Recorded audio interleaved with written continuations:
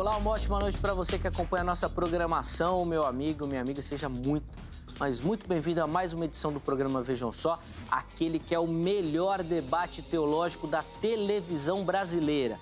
E se por algum motivo você algum dia duvidou disso, hoje a sua dúvida vai acabar. Porque nós vamos receber aqui no nosso estúdio dois dos melhores teólogos aqui do Brasil. E eu vou ter o privilégio de estar no meio deles aqui, aprendendo junto com você, que nos acompanha, que também vai aprender demais no programa de hoje, eu tenho certeza. Porque você gosta de ir aí na sua sala, no seu sofá, junto com a sua família, com seus amigos, repercutir os temas que são tratados aqui no Vejam Só. As redes sociais bombam quando a gente coloca alguns temas polêmicos aqui, as controvérsias, os debates. E o objetivo do Vejam Só é levar até você conhecimento, para que a partir do nosso debate aqui você se interesse pelos assuntos. Pesquise, leia, se aprofunde no tema e aí dê a sua resposta. Se você quiser conversar um pouquinho mais sobre o assunto, você pode acessar lá o meu perfil do Instagram também, @zeca_pereira. Manda por lá a sua mensagem, muita gente interagindo, dando as suas opiniões sobre os assuntos que são tratados, ou ainda falando sobre o Vejam Só, dando sugestão, falando que gosta, que aprende, que utiliza nos estudos, que ajudou a iniciar a caminhada na teologia. É muito bacana ter esse feedback. Vai lá, fica à vontade, nós vamos interagindo por lá também. Sempre tem algumas informações dos nossos bastidores por aqui também, tá bom? Na sequência, eu vou apresentar aqui os meus convidados e nós vamos rodar a matéria de abertura que vai apresentar o tema.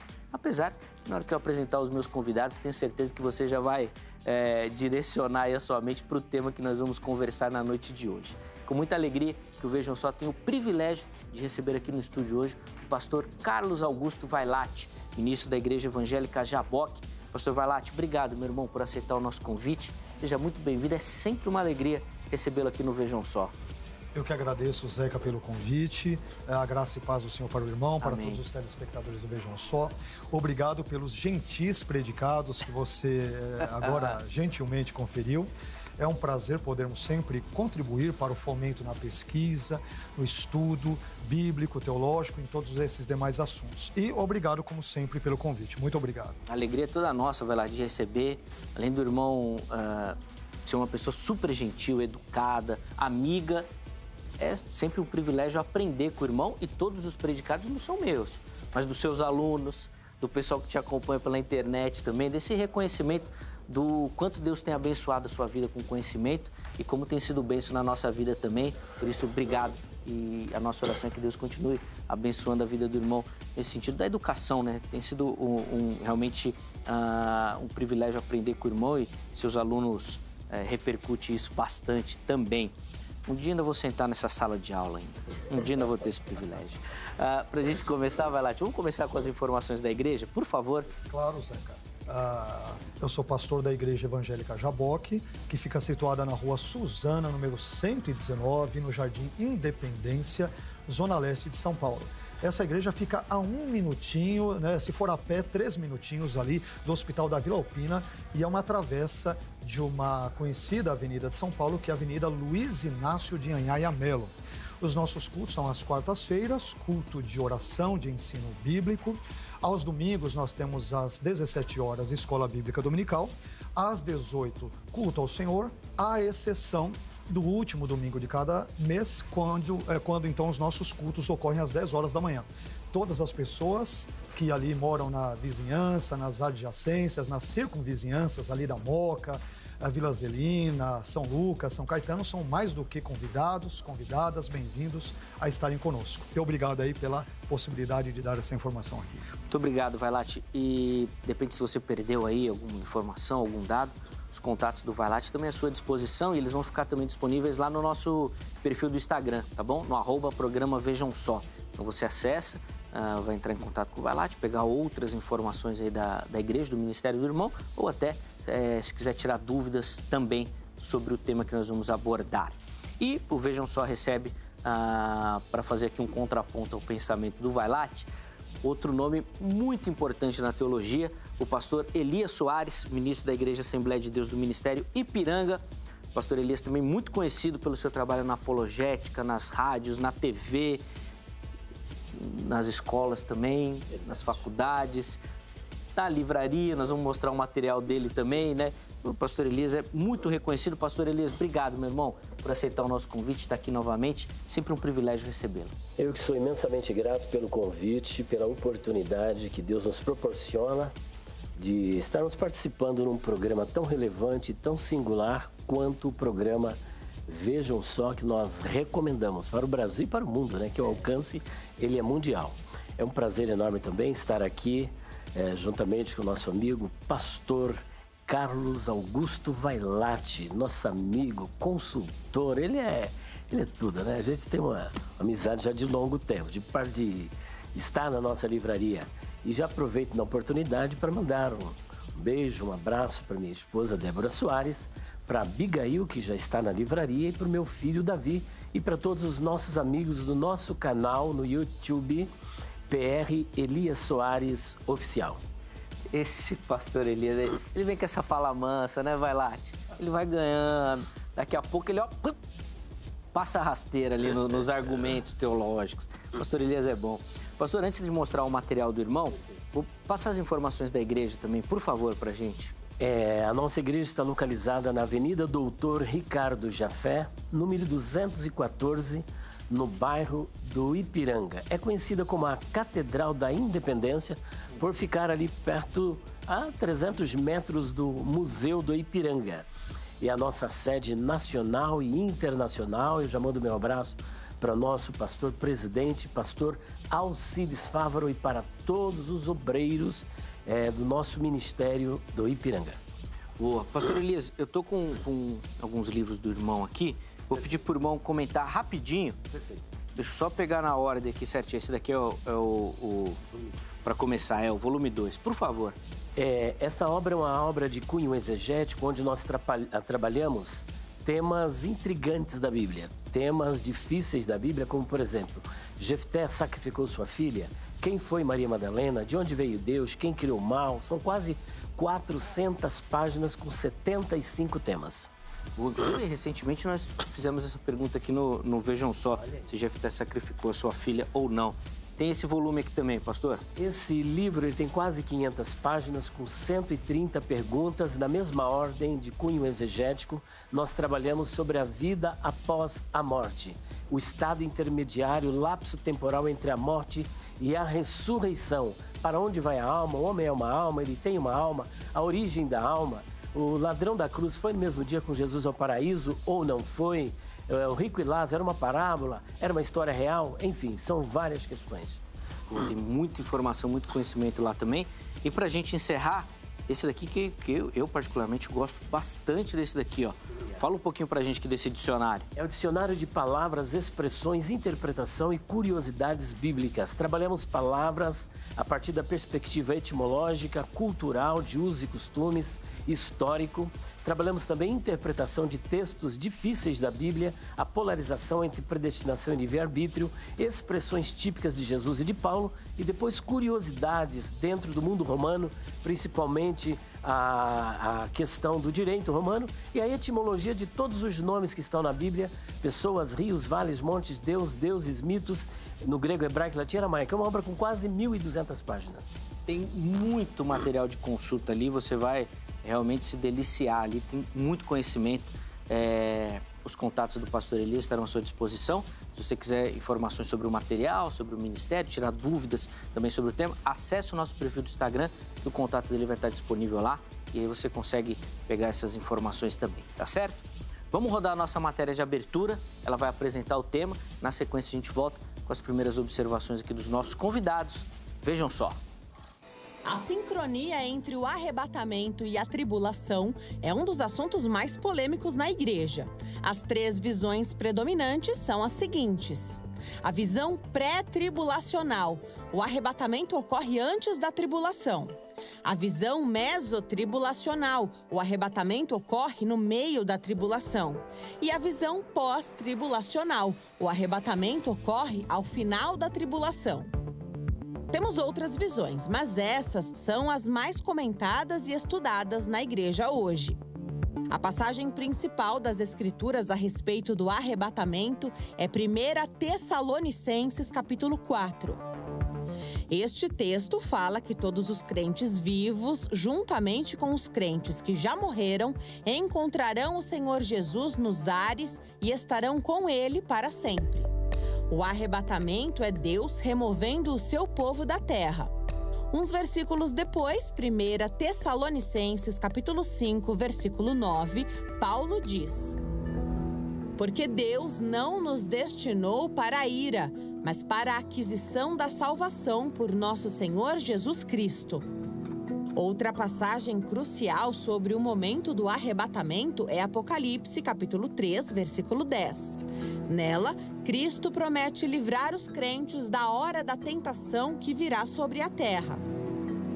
Isto poderia significar duas coisas: Cristo protegerá os crentes em meio às tentações, ou Cristo livrará os crentes das tentações ao deixá-los fora delas. Hoje teremos esse debate aqui no Vejam Só. Fique ligado, já estamos no ar. Exatamente, teremos a oportunidade de debater sobre o assunto e com certeza chegaremos a uma resposta definitiva sobre o tema. Chegaremos ou não, Vailate? Definitiva não, viu, Zeca? Definitiva é muito difícil. Os debates teológicos, né, bíblicos, por natureza, eles envolvem disputas, controvérsias, pressupostos, pontos de vista e particularidades do exegeta e do intérprete. Então, em razão disso, e de 2000 anos de história só da igreja cristã, excluindo-se, nesse caso, por exemplo, a perspectiva judaica, isso, né, envolve debates, portanto, infindáveis. Sem dúvida. E são esses debates que proporcionam o crescimento, não é, Elias? A partir disso que o pensamento é construído, é formado e a teologia avança. Justamente esses debates têm como objetivo estimular a reflexão. Porque o teólogo não é apenas um papagaio, um reprodutor. Ele é alguém convidado a pensar e, a partir deste pensar, elaborar. Então, é claro que elaborar em cima daquilo que diz o texto sagrado. Sim, em cima da perspectiva bíblica, do ensino bíblico. Vou pegar agora a resposta de ambos os meus convidados à nossa pergunta-tema. Mas antes, deixa eu só relembrar você que, na verdade, cara, eu já estou até me acostumando ao estilo, a tá bonito no vídeo. E hoje eu acabei esquecendo e pulando, né, de falar da Garbo. A Garbo que tem me ajudado nisso, com essa parceria. Desde que eles entraram no Vejam Só, meu estilo mudou. Eu cheguei aqui no estúdio, o Vailate me olhou e falou: rapaz, mas quanta elegância.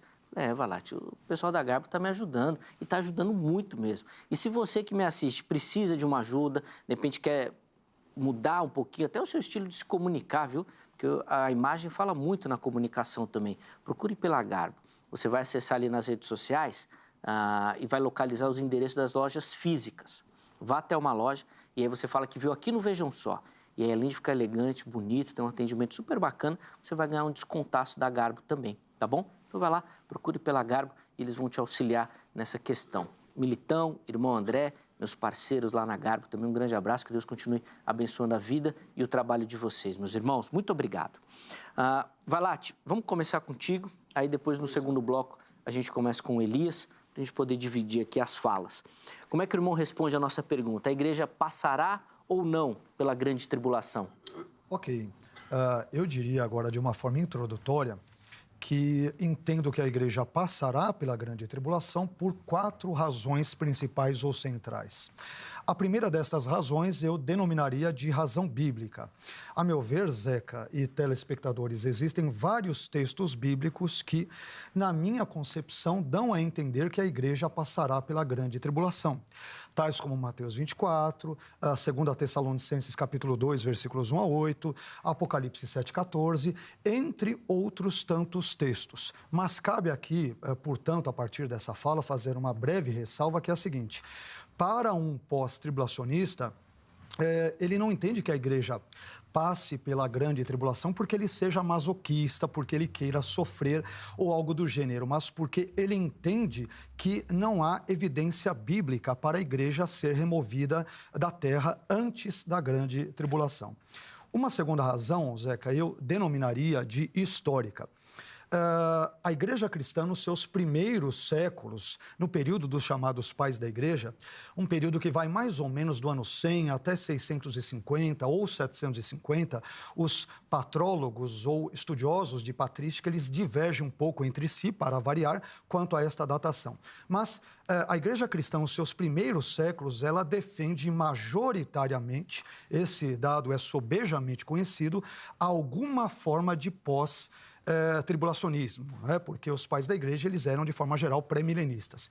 O que significa que alguma forma de pós-tribulacionismo era, para aqueles cristãos do passado, a perspectiva escatológica que mais se aproximava da Bíblia. E nós temos vários expoentes desse contexto, entre obras e teólogos, pastores e pensadores, que defendem isso. Apenas uma brevíssima amostra incluiria a Didaquê, a Epístola de Barnabé, o Pastor de Hermas, Justino Mártir, Irineu de Lyon, Tertuliano, Lactâncio, Hipólito, entre tantos outros que defendiam algum tipo de pós-tribulacionismo.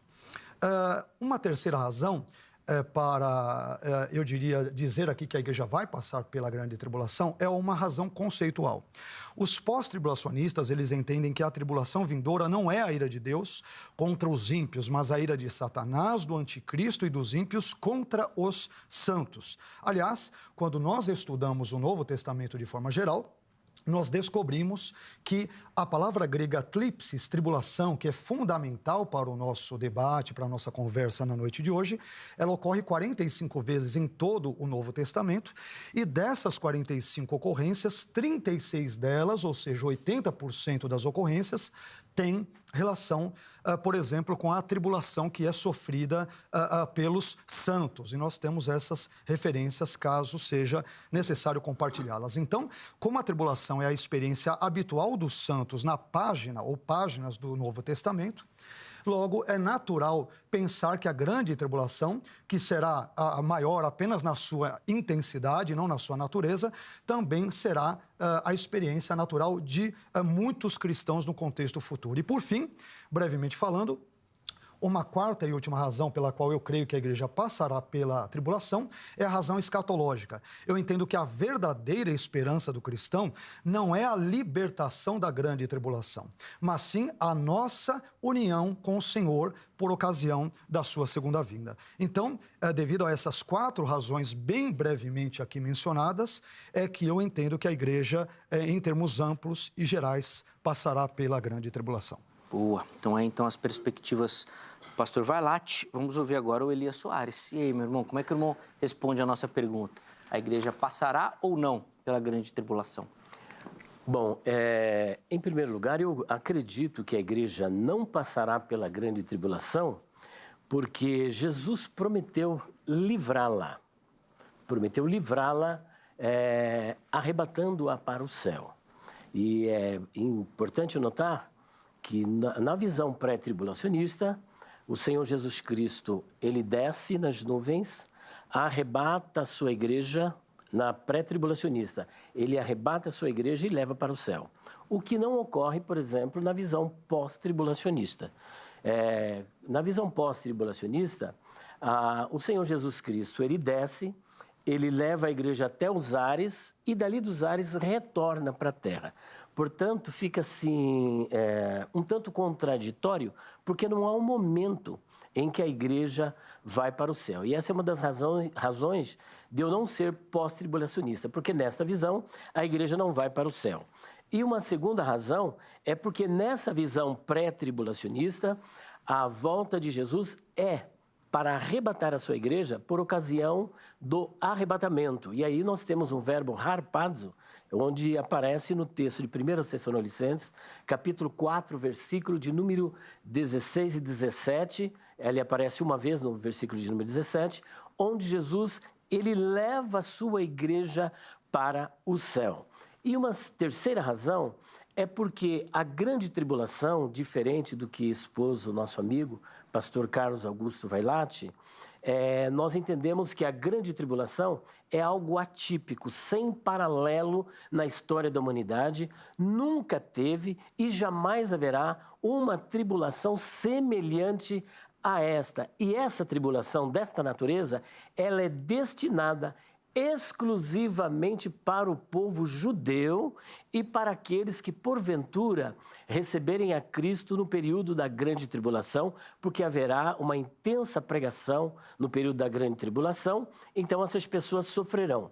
E uma quarta razão é que, se a igreja passar pela grande tribulação, o que faremos com as promessas de Jesus? Primeira, de nos levar para o céu, de acordo com o que está escrito em João, capítulo 14, versículos 1 a 3. E depois, ele também nos prometeu livrar-nos da grande tribulação, conforme está escrito na carta do Apocalipse, à igreja da Filadélfia, capítulo 3, versículo de número 10. Como guardaste a palavra da minha perseverança, eu também te guardarei da hora da tentação, da provação, da tribulação que há de vir sobre o mundo inteiro. Porque, na sua visão, essa tribulação ela é fora dos padrões. É fora dos padrões, ela é chamada promessa de angústia para Jacó. Nunca existiu uma tribulação como essa. Então, por exemplo, comparar essa tribulação com o que sofreram os mártires ou com o que aconteceu, por exemplo, no Holocausto judaico, é totalmente... Jesus diz que não tem paralelo. E essa tribulação, ela é escatológica. Não é algo que ocorreu no decorrer da história. É algo que será marcado na história como sem precedentes, sem paralelo. Ainda deu uma cutucada nos amilenistas ainda, né? Ele não perde tempo, né? Você viu, né? Como ele é bom. ele dá risada. Ó, nós vamos continuar aqui. Você viu que tem muito assunto para a gente tratar. Cada um colocou pelo menos 4, né, pontos aqui. Não sei se nós vamos conseguir colocar tudo aqui na mesa. Nós vamos tentar. Mas eu quero abrir a oportunidade agora para você que nos assiste participar também, dando as suas opiniões, a sua visão sobre o tema. Como é que você faz isso? Acessando o nosso perfil do Instagram, @programa Vejam Só. É lá que você vai encontrar toda a interação aqui com o programa. Você vai saber os temas que nós iremos tratar, os convidados que nós iremos receber. Você pode lá, obviamente, mandar sugestão, né, dar as suas opiniões e responder a nossa enquete, tá bom? Muito fácil lá, você vai encontrar bem facilmente. Coloca na tela, por favor, a enquete que nós deixamos disponível lá para você responder. Diz o seguinte, ó, o ensino bíblico afirma que a igreja passará ou não pela grande tribulação. Aí você tem 2 opções, passará ou não passará. Escolha uma delas, vote. Na postagem seguinte você justifica. Olha, eu acho que passará por conta disso, não passará por conta daquilo. Dê as suas observações, nós vamos pegar alguns comentários e colocar aqui durante a nossa conversa também, tá bom? Fique à vontade lá, espero que dê tempo da gente colocar aqui no nosso bate-papo, tá certo? Vai lá, Ti. Eu tentei anotar aqui todas as informações que vocês colocaram, então eu vou começar com o irmão, pedindo para o irmão fazer algumas observações em cima da fala do pastor Elias. Depois a gente inverte, o Elias coloca algumas questões também em cima dos pontos que o irmão levantou. Mas eu fiquei muito intrigado com essa primeira observação do Elias, dizer que, no seu ponto de vista, a igreja não vai para o céu. Para onde que vai a igreja? Vai lá no seu pensamento. Eu fiquei intrigado com isso. Olha, essa é uma ótima perspectiva, é interessante, a pergunta é bem interessante e bem pertinente. Quando nós olhamos e vamos para a Bíblia, Zeca, nós descobrimos que a perspectiva bíblica é que a igreja passará a eternidade nos novos céus e nova terra, no caso, a eternidade na terra. Para desdobrar isso, eu não vou ser aqui, senão eu tomaria muito tempo, porque tem muito assunto, envolveria vários textos. Eu vou tentar pegar um texto, digamos que mais certeiro quanto a isso, porque existem diversos textos. Um texto importante, e uma das principais razões pelas quais eu creio que a eternidade se dará, por exemplo, na terra e não no céu, porque o céu não é um lugar de habitação permanente, eterna para os santos. Como eu descubro isso, né? A Bíblia diz que a nova terra é o lugar, ou será esse lugar onde nós passaremos a eternidade. Me permita desenvolver um pouco isso para responder mais precisamente a sua pergunta, tá? Então, esse fato pode ser visto, por exemplo, em Apocalipse, capítulo 21, versículos 1 até o capítulo 22, versículo 5, onde nós lemos sobre um novo céu e uma nova terra, Apocalipse 21, 1. E em Apocalipse 21, 2, é dito que a santa cidade, a nova Jerusalém, de Deus, descia do céu. E Apocalipse 21:10 repete quase que as mesmas palavras, dizendo que a grande cidade, a santa de Jerusalém, de Deus descia do céu. Ora, a pergunta que nós pós-tribulacionistas fazemos e que é sugerida pelo texto é a seguinte: a Nova Jerusalém desce do céu para onde? Para a terra, é evidente, é claro. Mas o texto bíblico não para por aí. Apocalipse capítulo 21, versículo 3, diz o seguinte a respeito da Nova Jerusalém que desceu do céu. O texto diz: eis aqui, ou seja, nessa Nova Jerusalém que desceu do céu à terra, eis aqui o tabernáculo de Deus com os homens, pois com eles habitará. Na sequência do texto, esse lugar onde Deus habitará com os homens, ele é identificado como tendo praça, Apocalipse 21, 21 e 22, 2, rio, Apocalipse 22, 1 e a árvore da vida, Apocalipse 22, 2.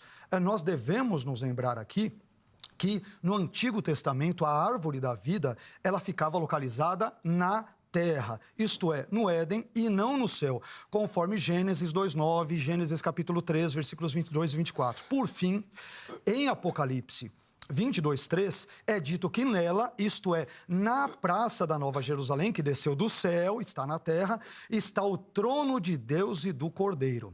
E a conclusão do texto de Apocalipse 22:5 diz que os servos de Deus e do Cordeiro, olha lá, reinarão para todo o sempre. Eis tus aionas ton aionon. Aliás, o final de Apocalipse 22:5 concorda com o texto de Apocalipse 5:10, que vai dizer que os servos de Deus reinarão com ele.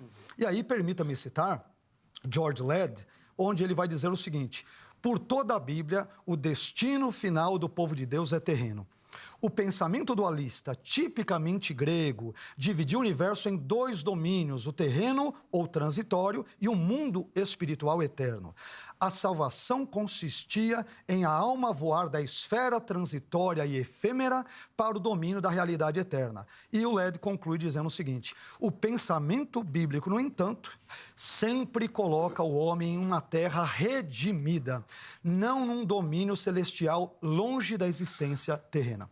Então, essa perspectiva de que a Terra, a chamada teoria da evacuação, a Terra será evacuada e o pecado e o diabo darão a última palavra aqui neste mundo. Deus, coitadinho, vamos dizer, ele vai ter toda a sua criação destruída, ele vai ter que criar, fazer tudo de novo, porque o diabo foi tão poderoso, o pecado tão poderoso que acabou com toda a criação. Não, Deus não quer salvar apenas a nossa alma em termos bíblicos, ele quer também redimir toda a sua criação. E é por isso que João, na esteira do pensamento isaiânico, quando Isaías vai dizer sobre os novos céus e nova terra, pena que nós não temos agora tempo para isso, mas talvez num segundo momento eu discorra, então eu descubro que, biblicamente, eu busquei apresentar os principais textos de forma muito breve, o futuro da igreja, dos lavados e remidos no sangue de Jesus, tendo em vista toda a argumentação bíblica apresentada,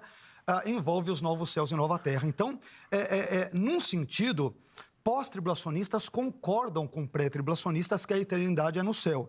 Só que este céu, à luz das argumentações aqui colocadas, ele desce até a terra, e é ali que se instala o trono de Deus e do Cordeiro, e os seus servos reinam com ele para todo sempre, conforme lemos. Eu vou devolver a palavra, Elis, para você comentar, mas só para tirar uma dúvida, não sei se dá para ser breve na resposta, tá. Mas o texto de Isaías, ele não traz o termo hebraico lá do bará, do criar do nada? O irmão falou do redimido, só para ter essa conexão aí, vai lá, por favor.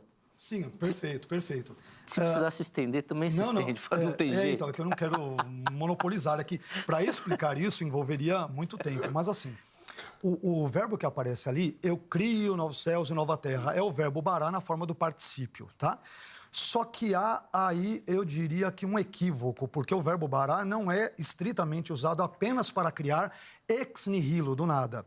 Esse argumento, ele é mais filosófico do que linguístico. Nós temos exemplos no Antigo Testamento de bará sendo usado na criação, onde não ocorre no contexto ex nihilo, do nada. Então, se você pegar, por exemplo, Isaías 45, quando é dito que Deus faz a paz, ele cria o mal, eu, Senhor, faço todas estas coisas, o verbo bará na forma participial é algo que Deus está fazendo ali, não é do nada. Envolve todo um contexto de juízo. Então, eu diria que é um argumento.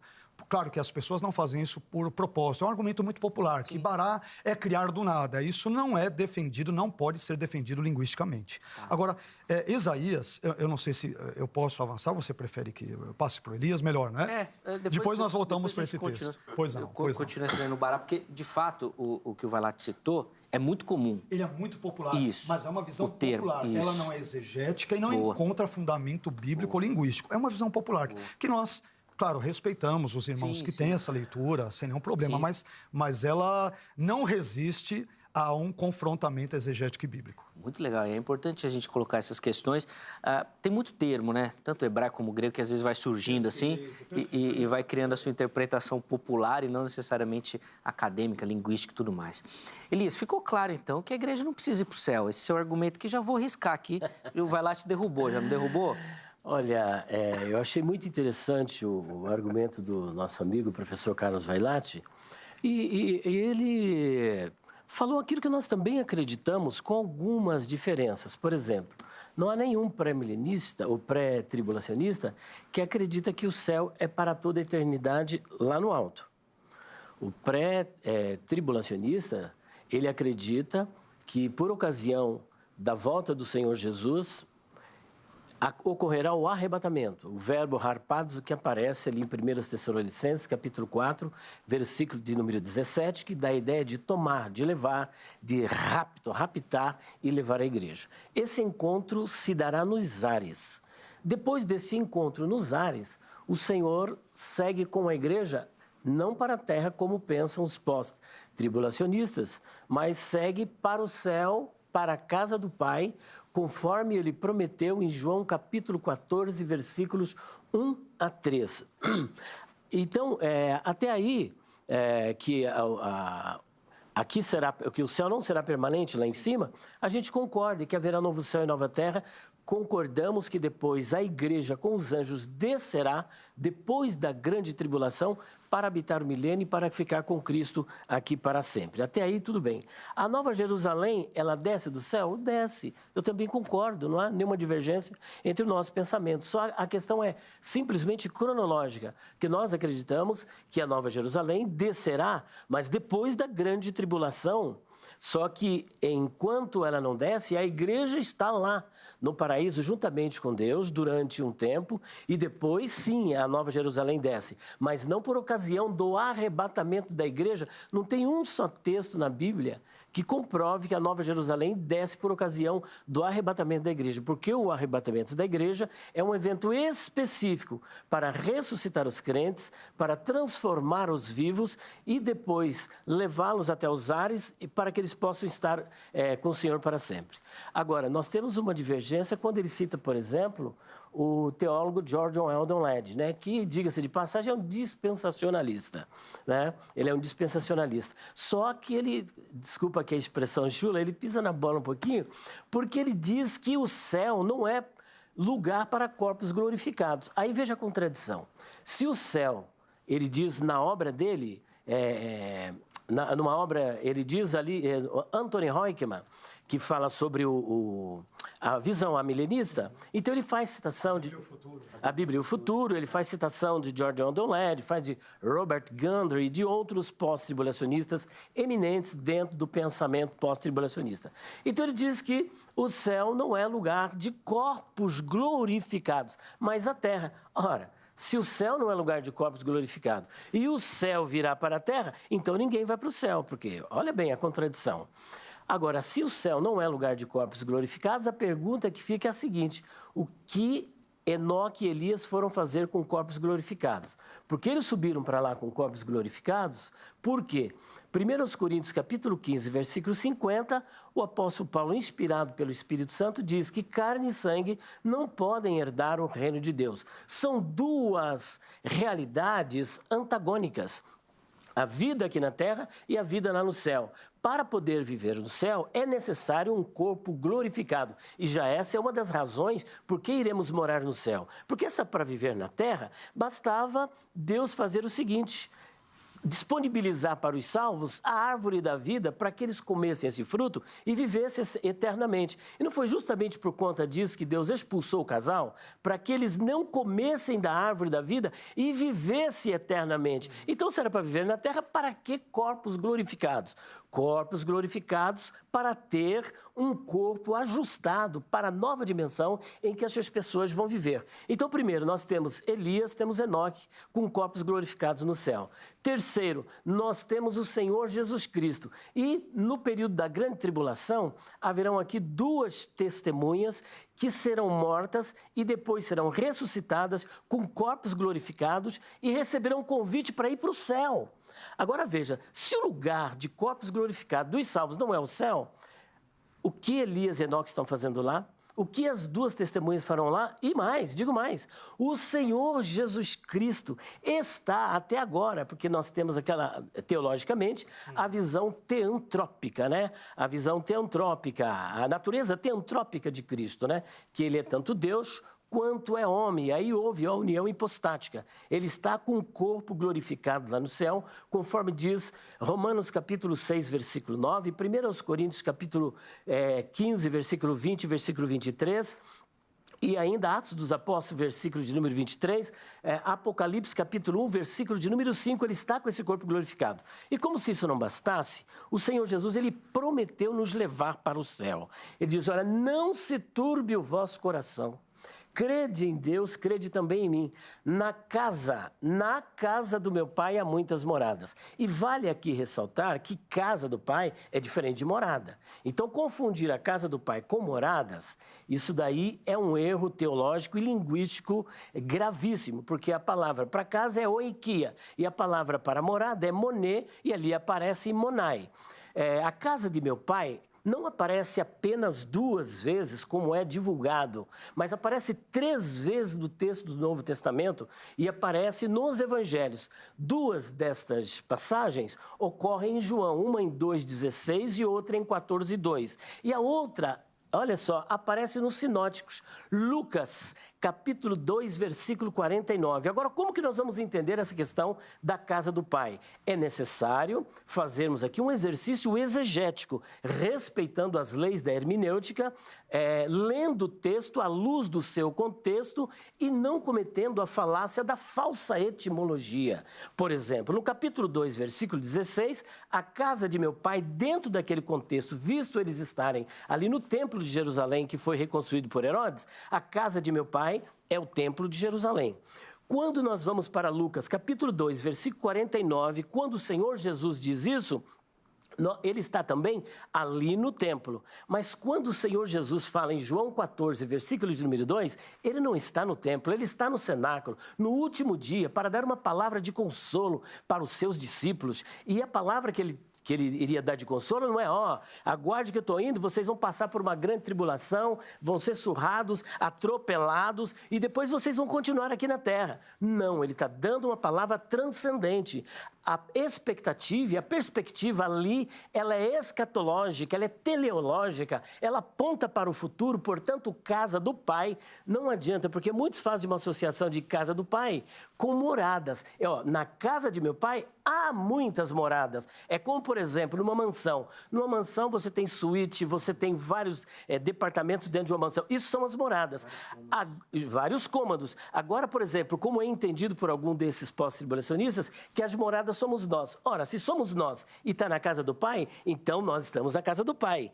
Então veja a contradição. E eu teria várias outras razões para apresentar, mas também para não monopolizar, eu quero deixar aqui para o nosso amigo pastor Carlos Augusto Vailate. Então, a ideia é que a casa do Pai é quase que uma marcação geográfica, precisa passar lá. Precisa porque o Senhor Jesus Cristo prometeu. Eu posso apresentar algumas razões do porquê? Pode, rapidinho. Olha aqui, olha, vou apresentar rapidinho, olha, as razões por que nós iremos para a casa do Pai. Olha só, em primeiro lugar, nós já apresentamos, né, a questão da casa do Pai. A casa de meu pai, o Senhor Jesus, na oração que ele ensinou, dominical, E às vezes nós podemos ser criticados por isso e fazer uso do texto do Antigo Testamento, como se o Antigo Testamento não fosse a Bíblia e como se a oração que Jesus ensinou também não fosse inspirada pelo Espírito Santo. Então ele diz, olha, Pai nosso que estás no céu, ali é a casa de Deus. Então ouve tu desde os céus do assento da tua habitação. Segundo Crônicas 6:33. No Sermão do Monte, como nós já vimos, o Senhor Jesus ensinou. Agora olha o que diz ainda em Atos 7:49, sendo reverberado aqui por Estevão, de uma passagem do Antigo Testamento. O céu é o meu trono e a terra o estrado de meus pés. E Estevão disse, eis que vejo os céus abertos e o Filho do Homem que está em pé à mão direita de Deus. João viu o trono de Deus no céu, o Cordeiro lá no céu, e ainda mais, olha, a casa do Pai é o céu, Elias e Enoque foram para o céu, após a morte a alma dos salvos irão para o céu, o ex-ladrão da cruz foi levado ao céu por Jesus, Paulo foi arrebatado ao céu, João Evangelista foi arrebatado ao céu, Jesus ascendeu de Betânia aos céus, Jesus por ocasião do arrebatamento virá do céu, a pátria, a nossa pátria está nos céus, Jesus nos prometeu um lugar na casa do Pai que está nos céus, Paulo disse que temos uma casa de Deus nos céus, Paulo disse que era guiado pelo Senhor para o seu reino celestial, ou seja, o céu, Jesus está sentado à destra do trono de Deus no céu, Jesus ele desce do céu, ele é dos céus, Abraão esperava cidade celestial, isto é, o céu, Hebreus 9:24 mostra que Jesus entrou no céu, nós temos nos céus uma possessão melhor e permanente, Jesus está sentado nos céus, à destra do trono da majestade, as duas testemunhas irão para o céu. As promessas de Jesus aos vencedores provam de forma inquestionável que a igreja vai para o céu, as almas do justo vão para o céu, e ao que vencer, olha o que ele diz lá em Apocalipse 3:21. Lhe concederei que se assente comigo no trono, assim como eu venci e me assentei com meu Pai no seu trono. Portanto, às vezes dizer o seguinte, mas nenhuma dessas passagens está escrito a palavra na casa de meu Pai. Ora, se nós formos trabalhar com a questão do silêncio, ausência de evidência não é evidência de ausência. Por exemplo, nas duas passagens que nós vimos, por exemplo, na casa de... essa passagem, por exemplo, na casa de meu pai vocês não devem fazer da casa de meu pai covil de ladrão. É interessante que esta passagem de João 2,16 não fica apenas em João 2,16. Aparece em Mateus, aparece em Lucas e aparece também em Marcos. Só que em nenhuma dessas passagens está escrito a casa do Pai. Ora, por não estar escrito a casa do Pai, significa que o templo, então, não é um lugar onde se invoca a Deus? Então, esse é um grande problema de engessarmos o significado de uma palavra e darmos o mesmo significado em todos os textos. Vailate, assim, se não for teológico e bíblico, o argumento do Elias, pelo menos, toca no coração, né? Você vai falar assim, poxa, então não vou para o céu, eu quero ir para o céu também. Ele é emotivo. Eu quero ir para o céu. Eu quero ouvir os seus argumentos também para ver se a gente vai mudar. Porque, a princípio, eu também estou querendo ir para o céu também. Viu, mas muito obrigado, bem-vindo. Pai aí, viu? Bem-vindo para o pré-tribulacionismo. Tá vendo? Pronto, tá lá. Vamos lá, vai lá. Em nenhum momento nós negamos aí o fato de que existem pessoas no céu ou que vão para o céu. Mas como eu penso ter deixado muito claro na minha fala anterior, de acordo com Apocalipse, capítulo 21, a partir do versículo 1 até 22:5, a eternidade, biblicamente, dos santos, dos servos de Deus, da igreja, é na terra. Na Jerusalém que desce do céu, a terra, e eu dei todos os argumentos e não vou repeti-los. Eu acho que isso já ficou muito claro. Agora eu quero me deter na argumentação do Elias, de João, capítulo 14, versículos 1 a 13. Um texto frequentemente usado pelos pré-tribulacionistas para...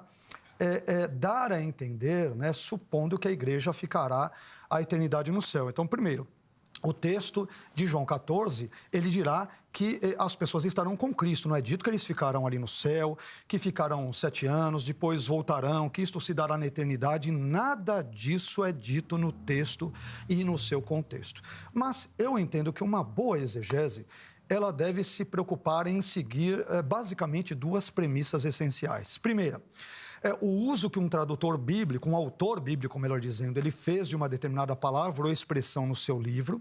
E segundo, o uso que outros autores bíblicos fizeram desta palavra ou expressão em seus livros. senão nós perdemos o controle da exegese, né? As palavras, elas possuem significados. Então, uma boa exegese, ela vai buscar verificar, pesquisar, constatar a ocorrência de palavras ou expressões no contexto do autor e em outros contextos bíblicos. Pois bem, tendo dito isto, como, por exemplo, João interpreta a expressão casa de meu pai no seu evangelho. A expressão casa de meu pai, como Elias colocou, ela somente ocorre 2 vezes em João 2,16 e João 14,2, que é o objeto do um dos objetos da nossa conversa, né? Então, em João 2,16, casa de meu pai se refere ao templo de Jerusalém, e nesse mesmo contexto, em João 2,19 a 22, Jesus reinterpreta a casa de meu pai, que é o templo, como uma referência metafórica a ele mesmo, especialmente no contexto da sua morte e ressurreição. Isso está lá em João capítulo 2, versículos 19 a 22. Por fim, em João 14,2, João vai empregar novamente a expressão casa de meu pai, mas em nenhum momento ele dá a natureza do seu significado. Então, dizer que é o céu, é sinônimo de céu, é mera inferência e mera conjectura. De qualquer forma, o emprego que João faz da expressão casa de meu pai no seu evangelho, em momento algum indica que casa do meu pai seja uma referência ao céu.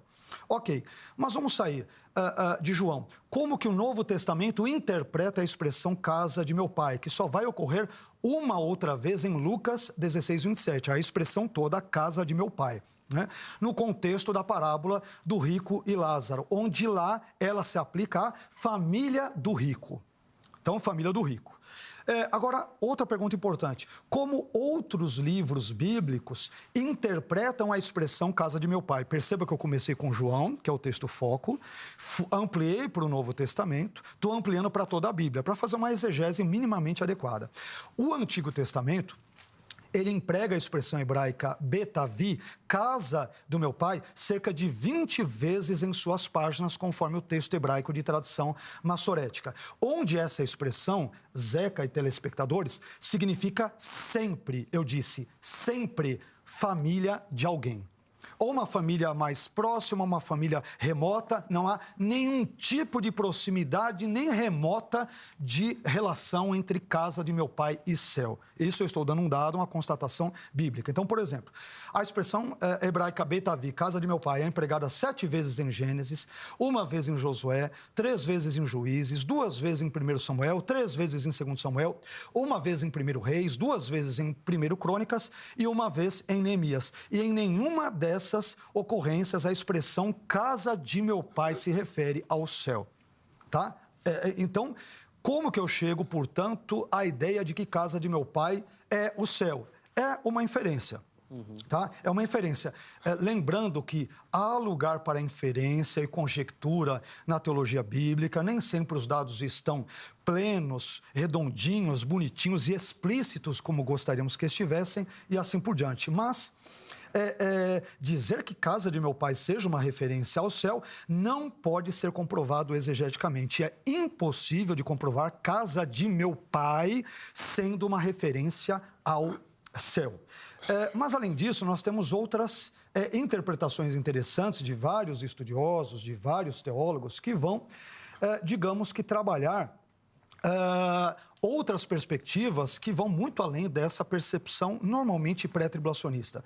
Mas nós devemos ser justos e dizer, juntamente com o teólogo Raymond Brown, que estes 2 versículos de João 14, versículos 2 e 3, eles são extraordinariamente difíceis de serem interpretados. Então, aqui nós temos que ser honestos intelectualmente. Agora, dizer claramente que se refere ao céu é impossível. A casa de meu pai, não dá para provar isso biblicamente, tá? Então, não é o que eu acho, eu estou afirmando. Sim. É impossível de ser provado biblicamente.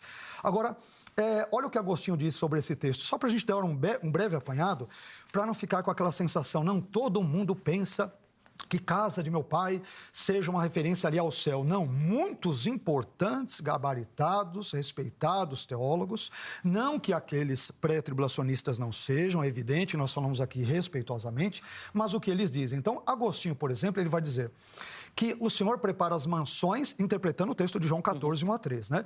O Senhor prepara as mansões, preparando moradores para elas. A casa de meu pai é o templo santo de Deus, que são vocês. Craig Keener, Detalhe, Craig Keener é pentecostal e é pós-tribulacionista, assim como o Gordon Fee, que é de uma vertente carismática pentecostal e é pós-tribulacionista. Eu só estou dando essa informação, inclusive para os telespectadores saberem que existem muitos bons autores, teólogos, digamos, de linha pentecostal e carismática que se identificam com o pós-tribulacionismo. Então, Craig Keener e Gordon Fee, por exemplo, são dois deles. Craig Keener vai dizer o seguinte: não há nada que leve a acreditar que ele, Jesus, esteja falando aqui, em João 14, sobre o céu. O que significa a casa do Pai? Significa na presença do Pai. Não necessariamente com uma conotação celestial. Aí temos outra autora chamada Mary Collow, que vai dizer: na casa do meu pai há muitas moradas. Esta declaração inicia o rico e evocativo tema da mútua imanência divina, joanina, melhor dizendo, entre o pai e o filho e Jesus e os crentes, através do dom da habitação do Paráclito. Então, em João 14, o verbo meno é residir, habitar, permanecer e assim por diante. Ele vai ocorrer em alguns versículos para descrever a atividade de Deus. Então, versículo 10, tudo de João 14. O Pai habita em Jesus. Versículo 17, o Paráclito, isto é, o Espírito Santo, agora habita com os crentes e no futuro estará neles. Versículo 23, o Pai e Jesus farão sua morada com os crentes. E o versículo 25, Jesus habita com os discípulos. Então, João, ele faz uma série de trocadilhos entre o substantivo grego moné, que é típico de João, e o verbo meno, para falar sobre essa interhabitação entre Deus Pai, Deus Filho, Jesus, o Espírito Santo e os crentes. Esta é a percepção teológica e exegética do contexto imediato de João. E aí, essa autora que eu citei agora, Mary Collow, ela vai dizer: o templo que uma vez foi concebido como a morada divina, isto é, a casa do meu pai em João 2,16, é agora, em João 14, reimaginado, pois no futuro a morada de Deus será a comunidade cristã.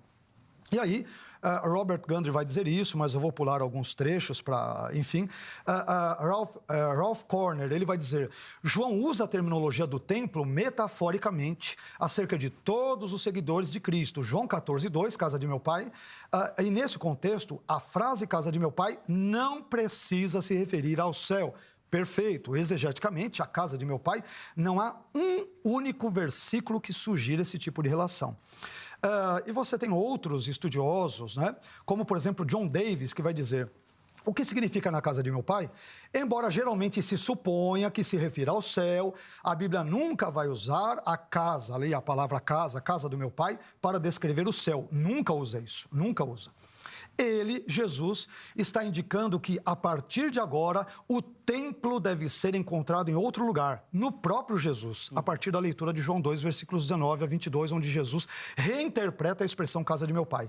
Em seu corpo, ou seja, no próprio Jesus, em seu corpo que seria destruído e ressuscitado após 3 dias, conforme João 2,19. Então, Jesus é a realidade, segundo John Davis, para a qual o santuário terrestre apontava, a verdadeira presença de Deus no meio do seu povo, possível somente através do seu sacrifício. Então, obviamente, teríamos outras colocações, sim, mas exegeticamente, biblicamente, como eu busquei, obviamente, de forma muito breve, a expressão casa de meu pai, nas suas ocorrências, 2 de João, com a reinterpretação de Jesus em João 2, 19 a 22.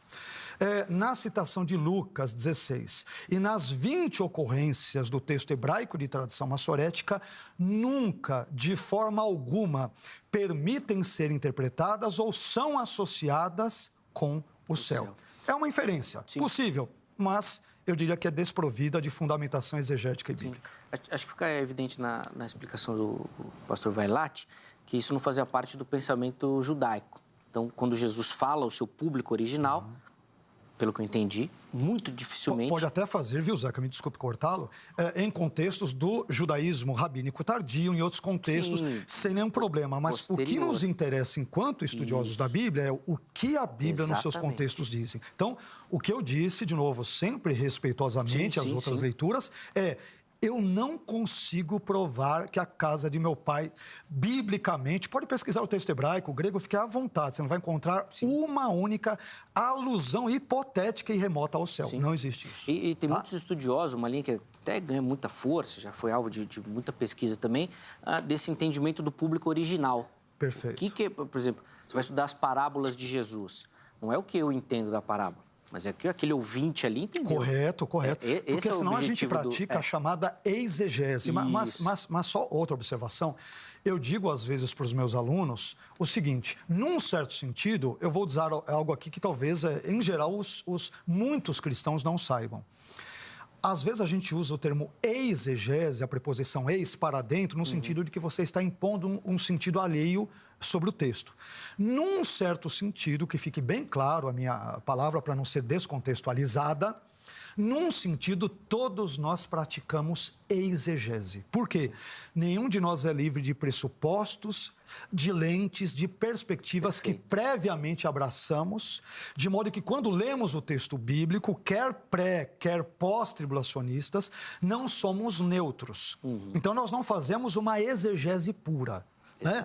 Não, eu vou ver só o que a Bíblia diz, como às vezes alguns costumam dizer. E a sua opinião fica para depois. Isso é o cúmulo da ingenuidade, porque ninguém lê a Bíblia de forma neutra e pura. Nós temos compromissos com perspectivas teológicas, exegéticas, gramaticais, culturais. O Elias tem, eu tenho, o irmão tem, os telespectadores têm. Então, neste sentido, um dos grandes desafios, Zeca, para nós que amamos a Deus e a sua palavra, eu tenho certeza que o irmão ama, o Elias ama, os telespectadores que venham, vejam só, amam, mas entendermos que nós, às vezes, ou para não dizer em geral, praticamos a exegese. Nós não vamos para o texto bíblico neutro. Nós falamos muito do sola escritura, mas eu perguntaria, sola escritura segundo a denominação e credo teológico de quem?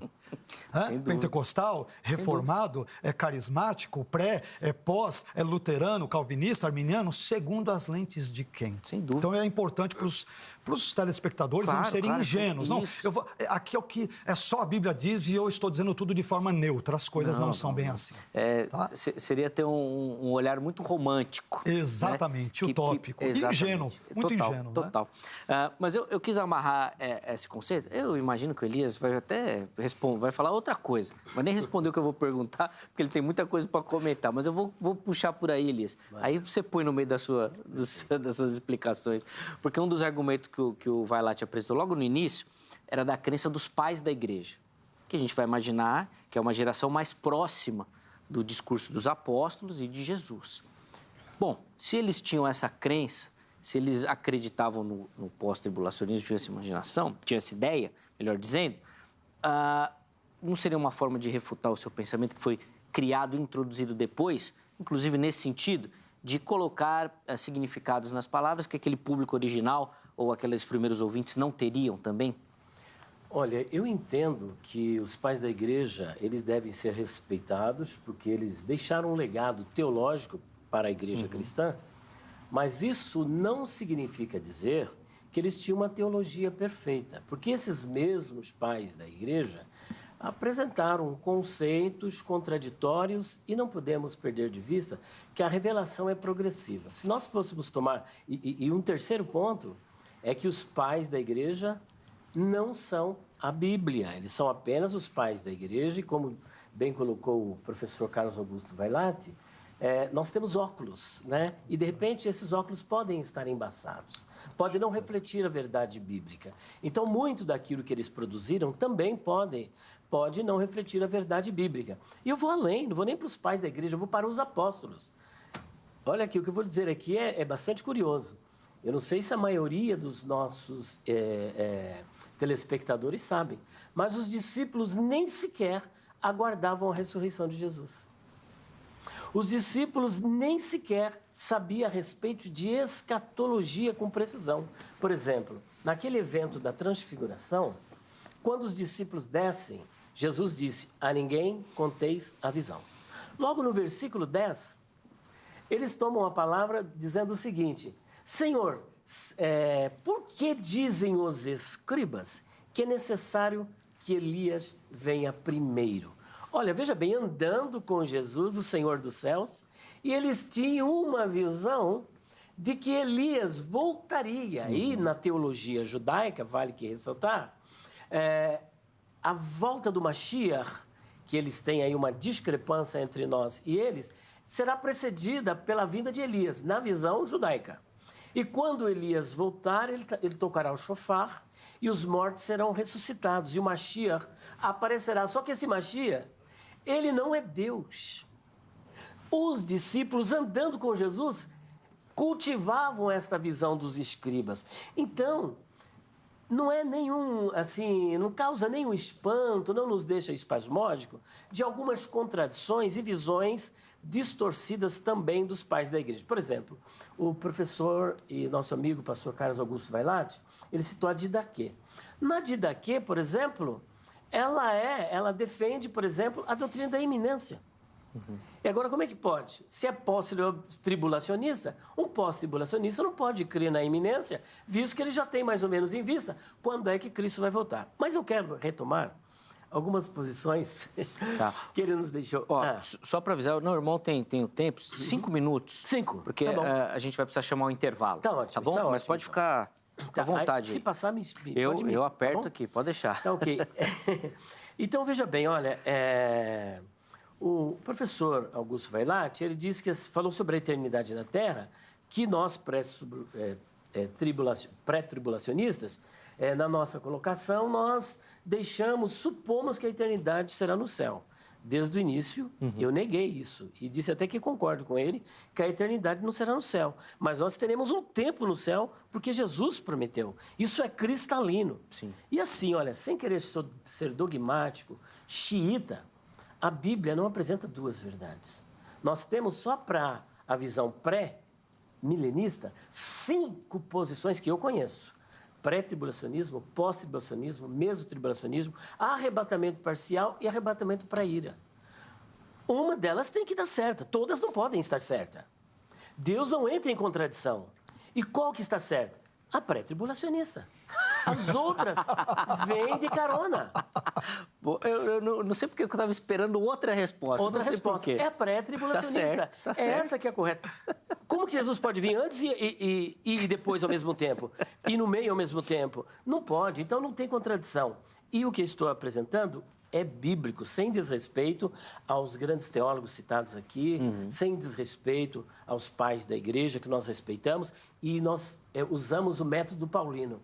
Examine tudo e retenha o que for bom. Não abrace tudo, não, porque você pode embarcar numa arca errada e acabar se afundando no dilúvio. Então, veja bem, outra coisa, o livro de João está em concordância, ele precisa estar em concordância com toda a Bíblia. Né? Então, eu não posso, por exemplo, pensar um texto e isolar, porque a própria regra da hermenêutica diz o seguinte, que nós devemos usar dos paralelos de palavras, paralelos de passagens e paralelos do ensino gerais. Quando nós temos um texto como esse, que traz dúvidas, o que a Bíblia toda diz? A Bíblia me orienta que nós vamos para o céu, inclusive no Evangelho segundo escreveu João. Ali nós temos alguns termos bem interessantes. Nós temos um termo que é uma expressão palin erhomai. Palin é, de novo, outra vez. E erhomai, virei. Eu virei outra vez. Olha, descerá, ele já veio a primeira vez e ele virá a segunda vez. E aí tem um verbo que é paralimpsomai, se eu não me engano, se a pronúncia estiver errada, que vem de paralambano. E paralambano tem 3 possíveis significados. Nós temos levar, tomar e receber. Qualquer um dos 3 que o pós-tribulacionista escolher, ele vai mandar a igreja para o céu. De qualquer forma, linkado com 1 Tessalonicenses, capítulo 4, versículo de número 17, sobre o nosso encontro em que Cristo nos recebe. Se for receber, Cristo estará nos recebendo. Se for tomar, isso aí está em concordância com o verbo grego harpazo. E é interessante que paralambano está mais para tomar, porque ele vai aparecer, por exemplo, em Mateus capítulo 24, versículos 40 a 42. Paralambano, estando 2 no campo, um será tomado. Paralambano, tomado, e o outro deixado. Estando 2 moedas no moinho, uma será tomada. Eu não estou aprovando e nem discutindo o significado, apenas a aplicação do verbo naquele texto. Então, Jesus diz que nos levaria para a casa do Pai. Perceba que, assim, com todo respeito a todos os teólogos que ele acabou de apresentar, né, Porque todos eles têm algo interessante para nos ensinar. Mas não significa que eu tenho que abraçar tudo. Mas você fica com a Bíblia. Eu fico com a Bíblia e penso alguma coisa deles. A gente aprende, está sempre aprendendo. Sem dúvida. Mas perceba que eles são especulativos, uma teologia especulativa. Um diz que a casa do Pai é o corpo de Cristo. Como o corpo de Cristo? Se a igreja é o corpo de Cristo. Então a casa do Pai, nós vamos para a casa do Pai, na verdade, quem somos a casa do Pai somos nós. A casa do Pai é o novo céu e nova terra. A casa do Pai é o reino. A casa do Pai... Um minutinho, isso. A casa do Pai é Jesus. A casa do Pai é o Pai. Espera um pouquinho. Nós apresentamos vários textos mostrando que a casa do Pai, ela é transcendente, ela é teleológica, ela é escatológica, ela é para o futuro. Portanto, eles cometem um erro crasso em ficar, como diz o outro aí, né? Transitando. E depois, aqui, meu querido, a palavra casa, que é beit, em hebraico, ela deve ser analisada à luz do contexto. Pelo que eu vi, o pastor engessou a palavra beit com um só significado. Mas nós não podemos perder de vista que uma palavra ela tem um campo semântico, ela é polissêmica e ela deve ser interpretada à luz do contexto e não amarrarmos um só significado. Ele é um exegeta, né? Está entendendo? E ali, casa de meu pai, conforme ele citou em... Para encerrar, Elias, por favor. Para encerrar agora, 16:27... Não tem nada a ver com a casa do pai, é a casa dos pais dele, do rico. Falou, vai na casa dos meus pais, que é a casa paterna. E a casa de meu pai, o céu, é inferência? Não é inferência. As duas testemunhas vão para o céu, Elias e Enoque já estão no céu, Jesus foi para o céu, voltará do céu e nos levará para o céu. 1 Tessalonicenses 4, 16 e 17. Na primeira fala, o Vailate citou Mateus 24 e agora Elias também falou do Mateus 24. Fiquei intrigado nessa possibilidade, porque os dois estão usando o mesmo texto para basear argumentos diferentes. E tem o texto de 1 Tessalonicenses que o Elias está citando e a gente não conseguiu aprofundar. Vamos fazer uma segunda parte desse debate? Partindo desses textos? Vamos? Sem dúvida. Então tá bom. Então, nós vamos fazer o seguinte, eu vou dar aqui os meus recadinhos, nós vamos chamar o intervalo. Na volta, eles vão fazer algumas conclusões sobre essa primeira parte, tá bom? Vamos oferecer para você uma aplicação e aí nós vamos continuar amanhã, se Deus permitir, uma segunda parte desse debate. Partindo aí de Mateus 24 e de 1 Tessalonicenses. Espero que 2 partes a gente consiga, né? Senão nós vamos ficar aqui num especial até o final do ano, tá bom? Então, rapidinho, tome nota aí do telefone da grade, da Academia Teológica da Graça de Deus, parceira aqui do Vejam Só, código 11-3115-0819. Gosta de estudar teologia, quer aprender, quer buscar conhecimento, quer se preparar e melhor, né, para o seu trabalho no Reino de Deus, procure pela grade. Liga lá amanhã, horário comercial, tire todas as suas dúvidas, para quem sabe você se tornar o próximo aluno também da grade, tá bom? Site da HIT, redes sociais da HIT, tudo aí à sua disposição, tá bom? Fique à vontade para pegar mais informações da programação e da emissora, tá bom? Eu vou destacar aqui só o nosso canal do YouTube, tá? Porque lá você vai encontrar todo o nosso material, tá bom? Então, perdeu um Vejam Só, quer assistir, quer compartilhar, esse vídeo aqui vai bombar, tá bom? Então já fica lá ligadinho lá, porque você com certeza vai encaminhar e compartilhar muito esse vídeo aqui, além de ver outras vezes também, para pegar bastante aí as informações que foram colocadas, tá certo? Intervalo rápido, o Vejam Só vai, mas daqui a pouquinho nós já estaremos de volta.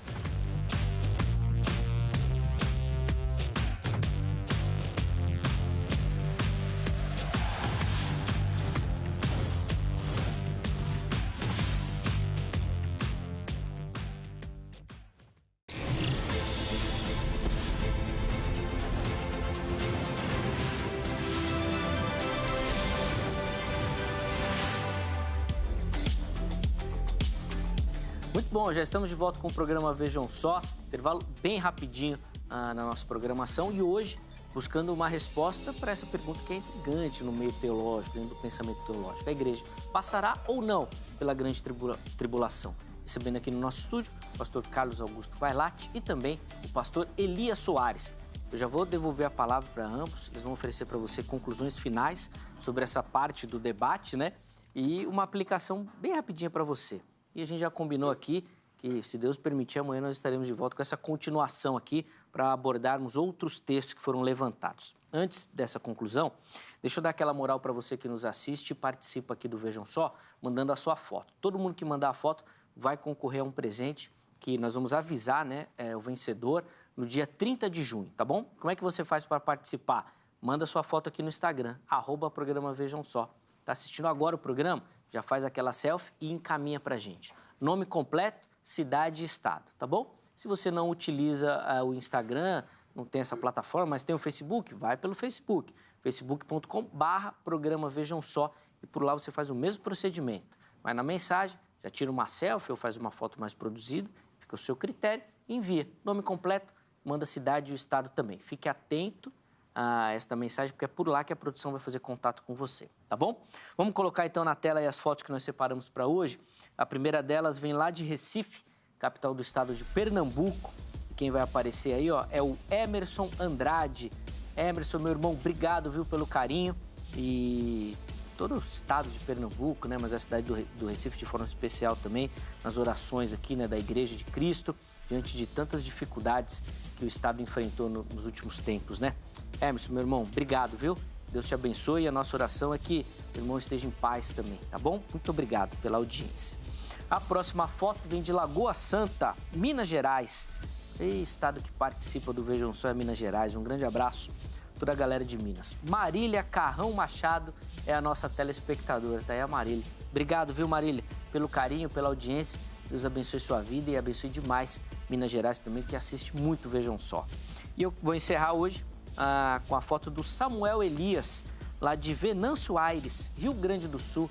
Samuel é um cara muito bacana, ele vive mandando mensagem lá no Instagram também. Ele, Zeca, eu não posso ajudar, eu quero ajudar o Vejam Só, quero participar do Vejam Só. Meu irmão, obrigado, viu, pelo carinho. E você ajuda muito assistindo, dando a sua audiência e divulgando o nosso trabalho também. Obrigado, viu, Samuel? Deus abençoe muito a sua vida. Todo mundo que mandou a foto vai concorrer ao presente que nós vamos mostrar agora. Uma caneca maravilhosa aqui do Vejam Só. Ficou linda, ó. Tá aí, ó. E ela vai ser sua, tá bom? O Vailate já se manifestou aqui. O Vailate, manda sua foto. Quem sabe você vai... caneca também, viu? Poxa vida, né? O Elias e eu aqui, ó, nós precisamos dessa caneca, né? Nós precisamos desse souvenir. Os nossos convidados, eles pedem, mas a caneca, ó, vai ser sua, que dá a sua audiência aqui pro Vejam Só, tá bom? Eu vou mandar aí pra sua casa. Ficou muito bonita mesmo, de fato. Tá certo? Então manda, 30 de junho, nós vamos fazer e avisar, né, o vencedor. Vamos lá para as conclusões, pelo menos dessa primeira parte, meus irmãos. E aí, se vocês quiserem levantar algum outro tema aí, na próxima parte, a gente conversa. Elias, vou começar contigo nesse bloco, tá bom? Bem. 3 minutinhos. Conclusões e uma aplicação dessa primeira parte do debate, por favor. A conclusão que eu faço desse debate bastante amistoso, já quero de antemão agradecer aqui a presença nobre do nosso amigo pastor Carlos Augusto Vailate,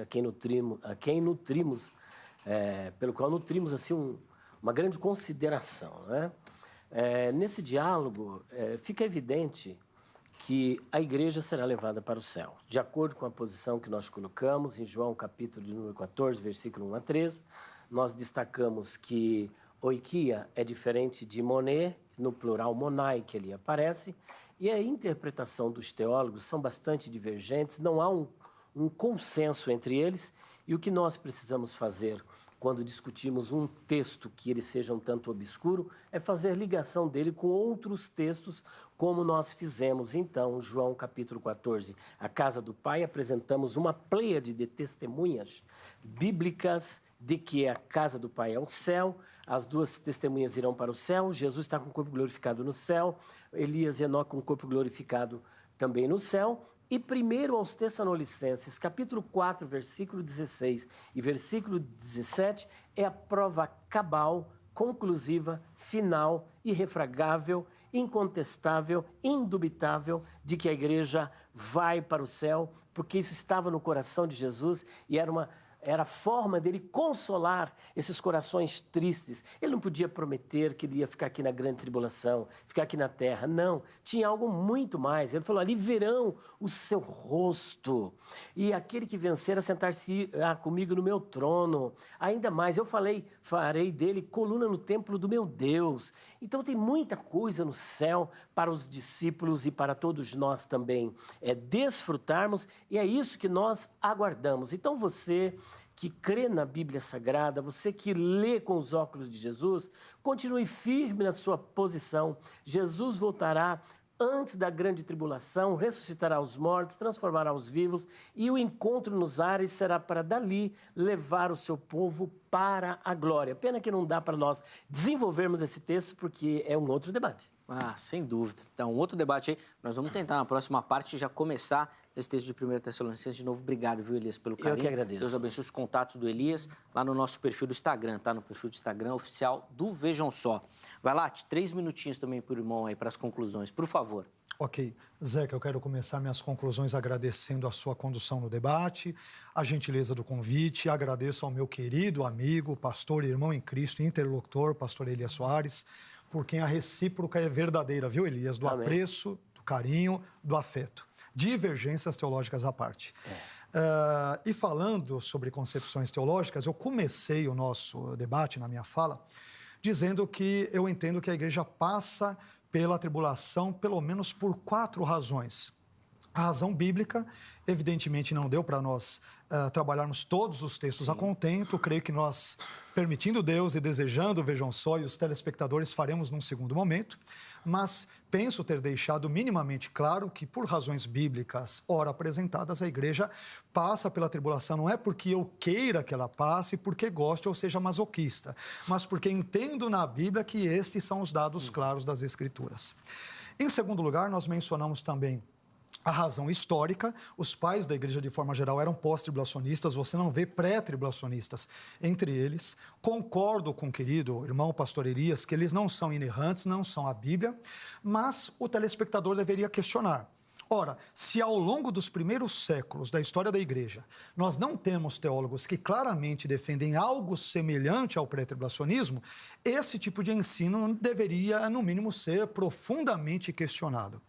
Nós mencionamos também que, a partir de elementos conceituais, o termo thlipsis, em 80% das ocorrências do Novo Testamento, se aplica a problemas, sofrimentos e dores enfrentados pelos cristãos.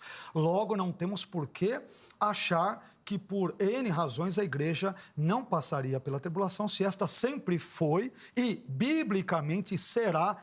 Infelizmente, da nossa perspectiva, felizmente, porque o plano de Deus ele é soberano, iremos passar pela tribulação. E, por fim, a razão escatológica. A grande esperança, a esperança abençoada do cristão, não é ser retirado da terra num contexto pré-tribulacional. Algo que é inferido e, a meu ver, portanto, não é ensinado claramente em nenhum texto. A grande esperança é o encontro com o Senhor Jesus por ocasião da sua segunda vinda. Obviamente, quer ele venha antes da grande tribulação, quer venha durante, quer venha depois, o importante é que todos nós, cristãos que amamos a Deus, a sua palavra, amamos não apenas o Cristo na sua primeira vinda, mas na sua segunda, ansiamos e esperamos pelo seu retorno. Apenas só para não deixar passar batido a fala do pastor Elias, ele disse, né, que a grande esperança é que Jesus voltará a qualquer momento. Eu estou dizendo aqui, como eu disse em outro programa há muitos anos atrás, estou reiterando, fique tranquilo, caro telespectador, você vai assistir muitos programas, Vejam Só, porque Jesus, eu vou afirmar categórica e incisivamente, ele com certeza absoluta não voltará nessa noite ou a qualquer momento, porque esse ensino ele não é escriturístico, ele é mais teológico, ele é mais inferência, mas você assistirá, e depois me cobre se não for o caso, você assistirá muitos programas, Vejam Só, porque biblicamente Jesus não pode e não irá voltar a qualquer momento. Deus abençoe a todos. Rapaz, já tá mais um debate, Põe o resultado da enquete aí na tela pra gente. Não consigo nem comentar, mas depois nós vamos marcar esse debate. Anota aí, Angélica. O ensino bíblico afirma que a igreja passará ou não pela grande tribulação. 52% dos nossos internautas votaram que passará, 48% que não passará. Em época aí de campanha eleitoral, né, um empate técnico. Nós tivemos aí 4 para baixo, 4 para cima, empatou.